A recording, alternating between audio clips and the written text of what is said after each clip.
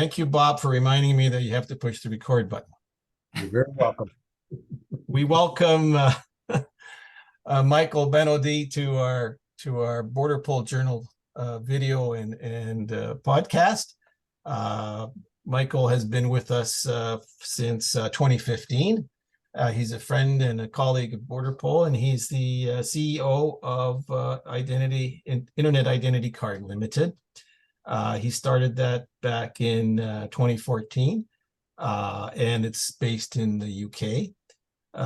Its policy position is that digital technology has the power to transform our lives, but we must work together to ensure it enhances our dignity and rights, promotes equality, increases our safety and security. As we innovate, we must remain vigilant to avoid unintended consequences and malicious use, and direct digital technology towards maximizing its benefits. Our actions today have a significant implication for future generations, and it's up to us to shape the course of history in a positive direction. And we totally agree with you on that, Michael. And that's why we're so delighted to have you as our first guest as we expand the BORDERPOL Journal broadcast. So we're delighted to have you on board. And we really, actually, before we started, Bob and I were saying, okay, what are we going to ask Michael about internet identity problems? Yeah, as you know, at the very moment we're talking, we have a problem with our own website, which has been hacked. All of a sudden, the ISP told us that our pages aren't coming through, and we've come down to the point we found out what the problem is. They're trying to fix it, but it just shows how everybody is, what's the word I'm looking for, Bob? Very interested in making life as miserable as possible. Yes, that's it, because this thing worked fine for a year, and all of a sudden, out of nowhere, we have someone who either doesn't like us or is just malicious in general, and decided to go after our software, because it wasn't the program. Actually, it's the software we use to do what we do on the website. It was hacked, so we were using hacked software in essence, despite the fact that that was provided to us by the ISP. But anyway, one of the things that we wanted to talk to you about is how do you see the world today with regard to the whole issue of internet identity protections and the sort of the global thing, especially since the last time we spoke live, you might say, was in Madrid 3 years ago. Well, yeah. Okay, I will try my best, because as you know, I'm French, so I will try to sorry in advance for my mistake. Oh, come on. So if you allow me, I just want to get back to my company, HTTPS Card, Internet Identity Card. My company is a digital identity company founded in 2014, dedicated to providing safe and secure digital identities for everyone. Our mission is to prove and protect online identities and develop innovative identity solutions that benefit people, governments, private companies, and international organizations. As you know, the future of the digital world is constantly evolving, and our goal is to make the internet safer by guaranteeing and securing the digital identity of internet users. And we believe this can only be achieved through collaboration. So to be honest, I'm very proud to be with you today and with BORDERPOL since 2015, because you support us in this matter. So at Internet Identity Card, we provide a forum for open discussion and encourage feedback from all of our users to help us improve our digital identity solutions. And as you know, we are committed to creating an open and collaborative environment that values the input of all stakeholders without any distinctions. Yep. So regarding your question, I believe that digital technology has an immense potential to make a positive impact on our lives. However, it is our responsibility to ensure that this technology is used in a way that promotes our dignity. I think it's like that. Oh, yeah. Yeah. Oh, Rights, equality, safety, and security. While we innovate and create new technologies, we must also be mindful of potential negative consequences and malicious uses. It is, I speak for myself, Tom, I speak for myself. But for me, it is important to recognize that the choices we make today regarding the development and use of digital technology will have a long-lasting effects on future generations. indeed. Therefore, we must work together. I try to speak with my heart and simply, but I think we must work together like we did with BORDERPOL since a long time now, Yes. to steer the course of history in a positive direction. I want to be positive because there is a lot of bad news in the world today, a lot of bad news. And but we have to be positive. I'm a dad, I am a grandfather, and we don't have the choice. We have to be positive to build a better future for our children. So we have to move forward a positive direction because and toward a world where digital technology is used to maximize its benefits and promote the greater goods. By doing so, maybe we can ensure that technology truly enhances our lives rather than detracting from them. Okay. So sorry if my English is not very good. No. What we're usually, dealing to with be here- honest, when I do a meeting, I have to prepare it, to do a No, speech. it's fine. What I'm we're really interested in the processing of the ideas to the community, so they understand what exactly it is that they would derive from cooperating with us, using your technology, using your expertise. Can you give us an example of where this is used today with effect? Yeah, and I can say, I will give you a concrete example. I am grateful for the opportunity really to have been involved in such an innovative and impactful project really.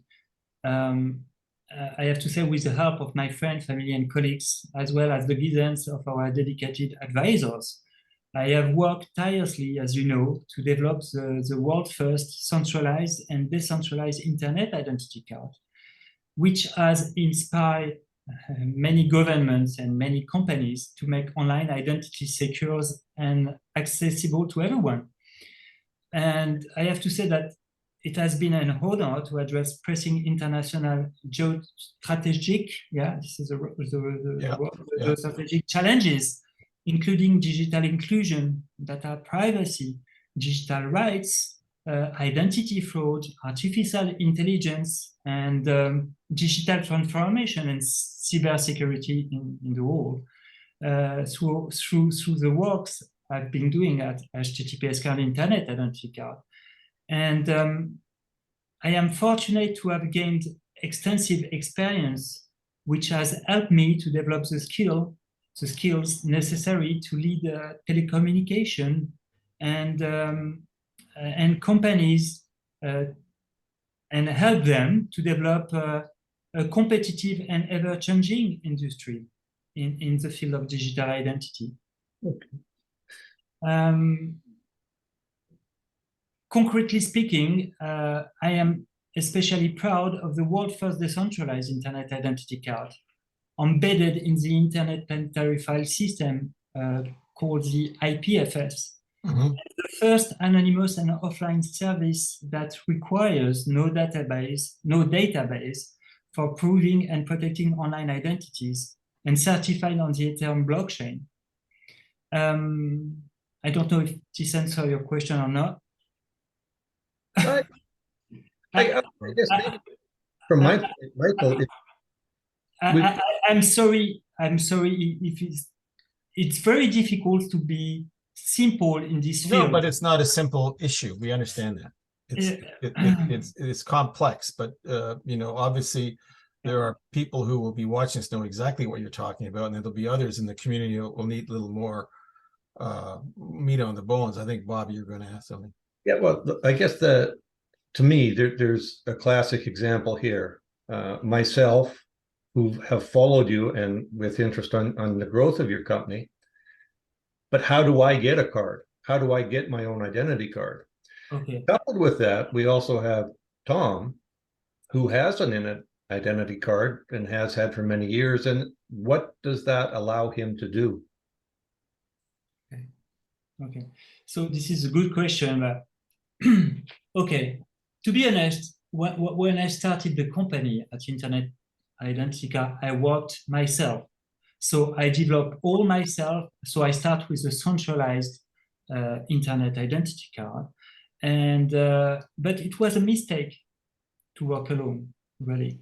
Right. So after that, people ask me, Michael, okay, your system is great, but there is a weakness because this is on centralized database, so it can be hacked. As you know, government has been hacked and company has been hacked. Everything that is centralized is been at risk, with a huge risk. And I said, okay, so what you are waiting for? He said, okay, why you don't try to build something else, something different? So okay, so Which you did. And I did, yeah. And so I worked hard and I developed the world first decentralized identity card on the blockchain. Right. And on IPFS. But I was still alone. I worked still alone at this time. But it was a mistake also. It was a mistake because, but I will explain to you why. It was a lesson, not a mistake. Thank you. Thank you. But after that, you know, the world is huge. There is more than 8 billion people on this planet. We speak different language with different political environment, with different financial environment, with religious beliefs, and many, we are so different, all of us. And also there is 40% of the people on the globe who are not connected through internet. So it's like 3.5 billions of people are not access to internet. Surprising. I'm surprised at that. This is when you think about 150 years ago, humans lived without electricity. Only 150 years ago, without electricity. Now, you, me are talking through Zoom, through WhatsApp app, through Skype, but there is some population in the world, some citizens, some human beings, some respectful human beings, who have not access to a bank account, who have not access to identity, and who are not exist. And every day we look at our LinkedIn, our Facebook, how many likes we have, how many followers, how many things like that. And also in terms, but we will talk about border after that, because this is not my job, this is your job. We have to think about senior people. We have to think about the forgotten people. About, you know, when I think, I lost my father last year, and he never touched an iPhone, he never touched a computer, and he don't understand the world we are living in. My mother is still alive. She never touched a mouse in all entire life. And if you said to her, hey, mom, can you take the mouse and click on it? She will not understand what you are saying. I think technology is great, it's fantastic, but we have to be careful with what we are doing. We are, and this is, I think this is a responsibility of government and big corporation to be careful and to be transparent about about their promises and what they are about to give to thousands and millions of people around the world. I can see many governments right now, are jump on digital identity, on CBDC, on blockchain, on things like that. But let me ask you a question, Tom. Yeah. Very honestly, did they understand the technology? Did they understand what are they doing really? I guess I'd have to say I'm not sure. I'm not sure either, because the technology, I mean, I am a developer. So when I am looking at a website, I don't see only the front end, I see the back end. So I used to go to the source code and see what is happening there, to try to understand how they secure my information. And I mean, I respect my government, I respect all the governments, and I know they do their best to secure citizens' digital identity and everything, but they have to be careful, because I'm not sure they understand everything and all the consequences of what they are doing. And many citizens are concerned about privacy. Yes. And they're right. Mm-hmm. Yeah. They're right. We have to admit that they're right. I am a citizen, you are a citizen, we have children. We have to protect the future generation. This is our duty. Well, if I could jump in here. One of the things that is when you talk about government, they're talking about things like digital currencies. Now, most people have really not a grasp what they're talking about with digital currency. Even I can't really get my head around it, because a digital currency really is something that, if it's kind of linked in together, like the internet links people together, that means the government, the individuals, the corporations, everybody's in everybody's basket, you might say. So where's my privacy from others? Not necessarily because there might be some malfeasance involved, but what is it the business of some corporation where I spent $50 for whatever? That privacy to me is interesting. Or where government might have overarching interests in knowing where I got my money, or where I spent my money, obviously, or where I keep my money. So where's that's a privacy issue which nobody seems to talk about.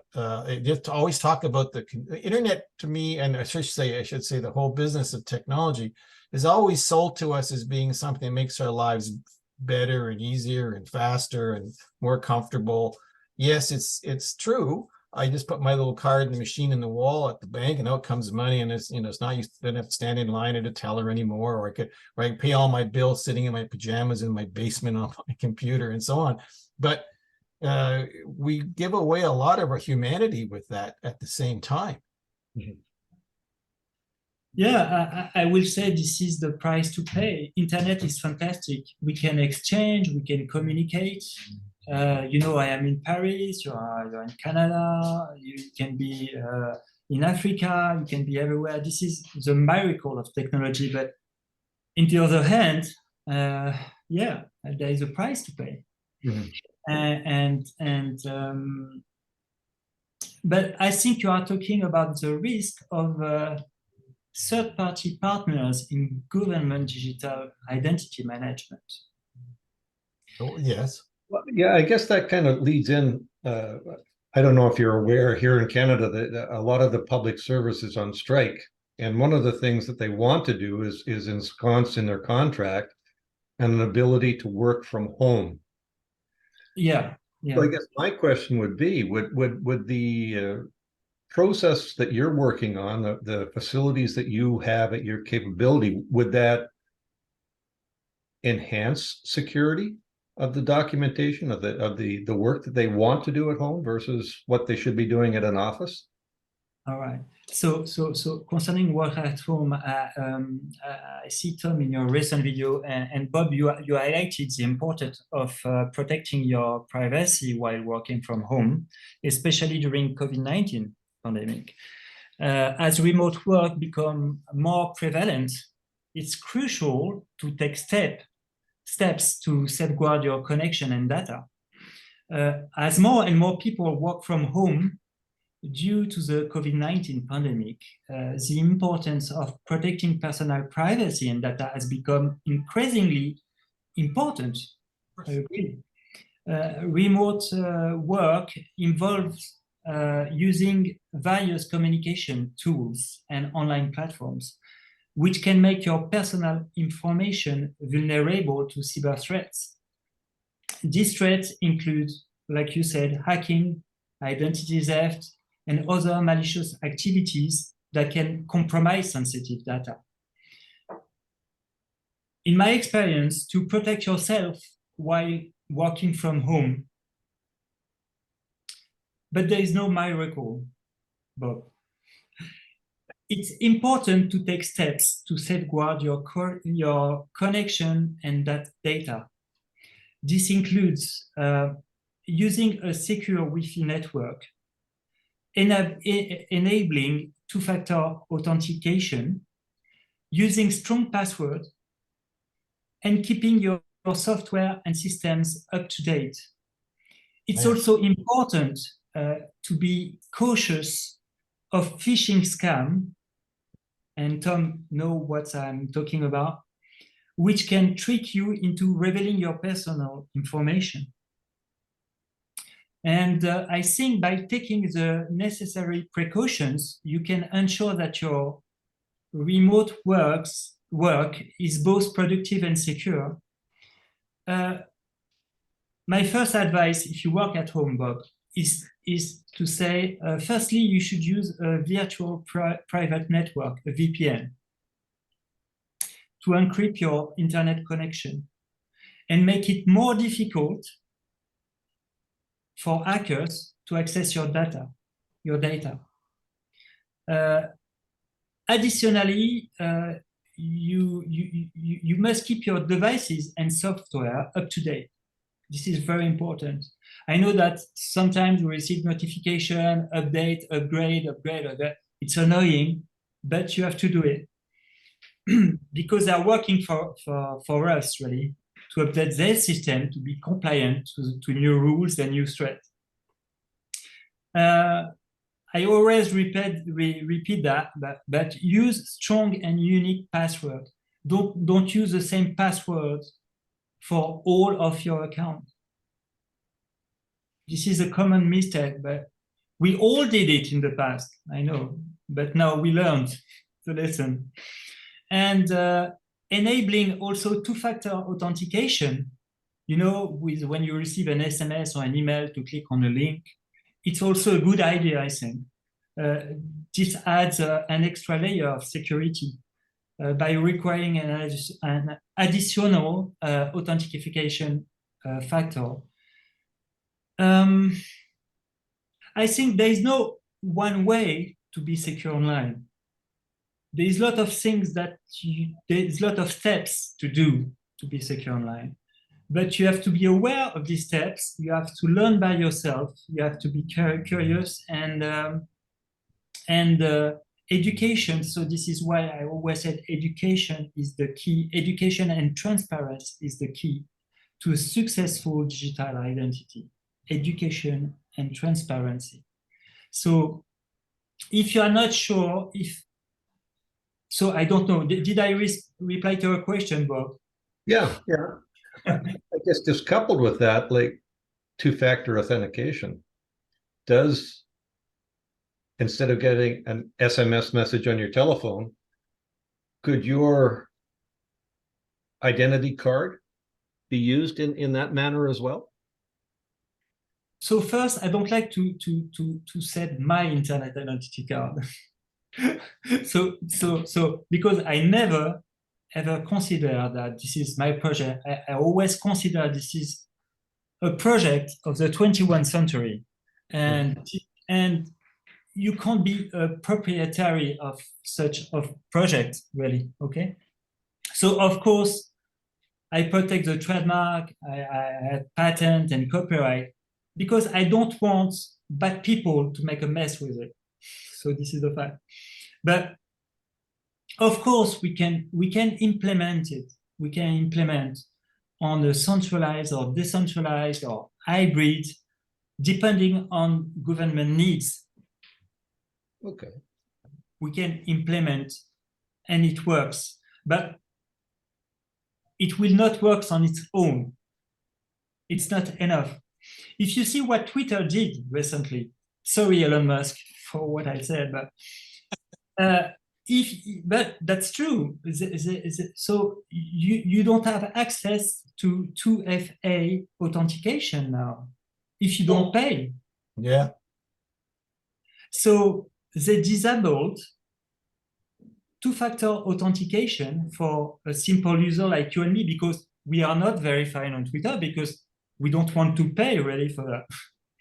but the problem is that they disabled the system. I don't say that the system was perfect, but it was a layer of security, an additional layer of security.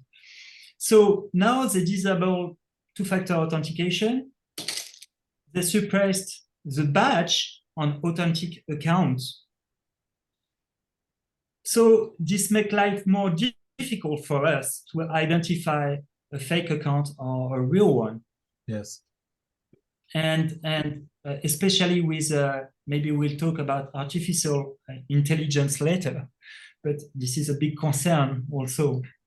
Mm-hmm. But the fact is that I don't know what is happening right now, but I can see many social networks, and Facebook is following the move as Twitter. So they make paying your verification online. What is crazy, Tom, if you think about 10 years ago, when you meet me for the first time, when I talk about the internet identity card, people were scared about the fact to verify their online identity. They were scared about that. Yeah. And today, if you say that verification is free, they will run into it. People will be happy to have the badge on their profile. This is crazy. When you think about the history of the internet identity card and all things is going on right now, people are supplying Twitter to verify their account. Mm-hmm. Yeah, it is bizarre when you put it that way. Mm-hmm. But this is true. When you think about 10 years ago, when I talk about my internet identity card because I wanted to protect my children online, people look at me and think, oh, did you work for the NSA, for the FBI, for that? Yeah. And yeah, this is true. And now people look at me and said, oh, maybe he was right. Well, you're right. Yeah, 10 years ago, people would have been wondering what brand of tinfoil you were using to put over your head. But now everybody's looking for that same guarantee. Yeah. But I don't change nothing from the beginning. That's true. You have never changed your position on it. No, never ever. Yeah. And I remember we had a discussion, Tom, together about that. And you said, "Oh, Michael, one day maybe you will become a billionaire." And I said to you, "No, I'm not. I will not become a billionaire because." I remember that. Yeah, in order to become a billionaire, I will have to accept money from investors. But I will never accept to have your identity on the trademark. This is what I said. You remember that? Yeah, absolutely. And I don't change a comma or no, anything of what I said. Well, you're much like us. We try to remain true to our convictions. You kind of are in a very narrow lane because of that, but at least it's not difficult to continue in that lane. You don't have these outside sort of interjections by people who maybe have malfeasance in their mind, but not it's just sorry. Ulterior motives. Ulterior motives, yes. Okay, that ulterior motives covers it. But no, we've got 5 minutes left going forward here, Michael. How do you see the future for the company? What's your strategic question. For the company or for the future of digital identity? Well, whatever. We eat either. Okay.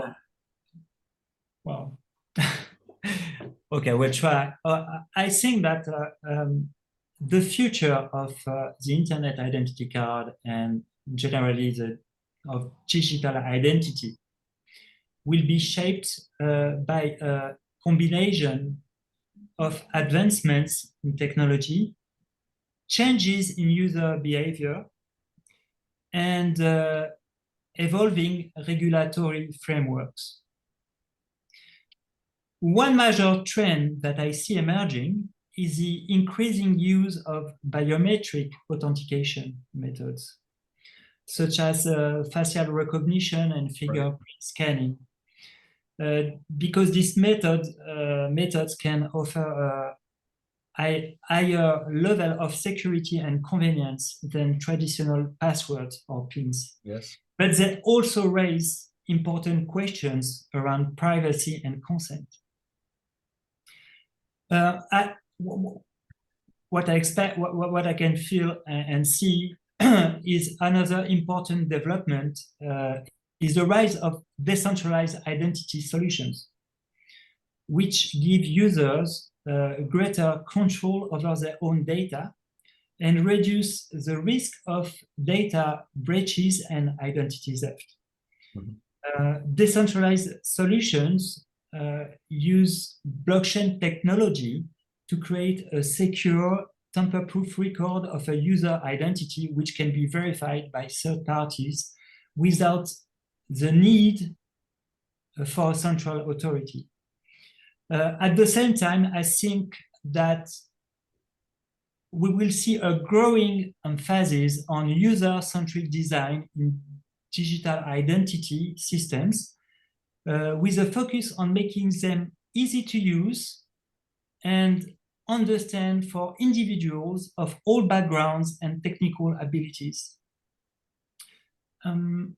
This will be especially important as more and more services move online and as digital identity become increasingly central to our daily lives.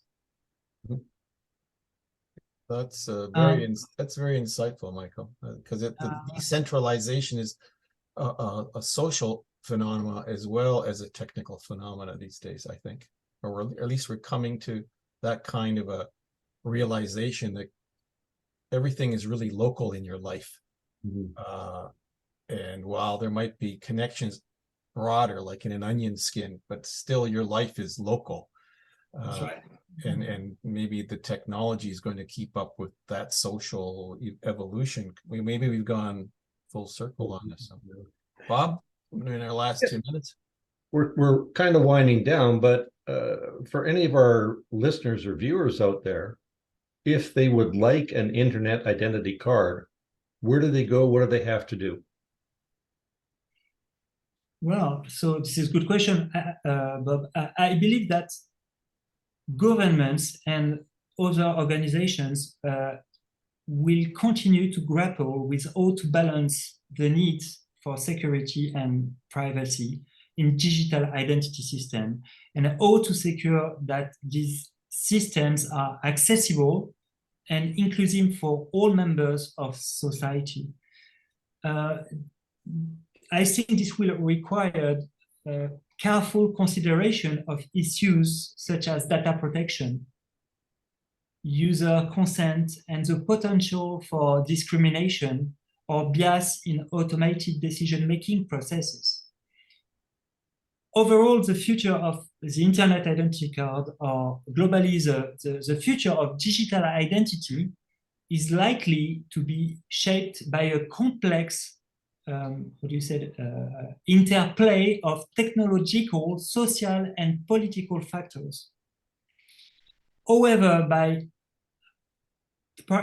I just engaged myself, Bob. Huh? This is just me, just to be sincere. But however, by prioritizing user needs and working towards more decentralized and secure solutions, we can create a digital identity ecosystem that is both effective and ethical in the years to come. This is what I believe.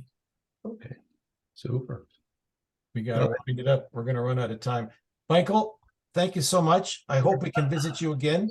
Thank you very much. And all the best. Thank you, Tom. Thank you, Bob. And we appreciate you. You have no idea. Thank you very much. I appreciate you. You have no idea too. Take care, Bob. Thank you very much. Take care, Michael. Thank you. Thank you. Bye. Bye. Bye, Bob.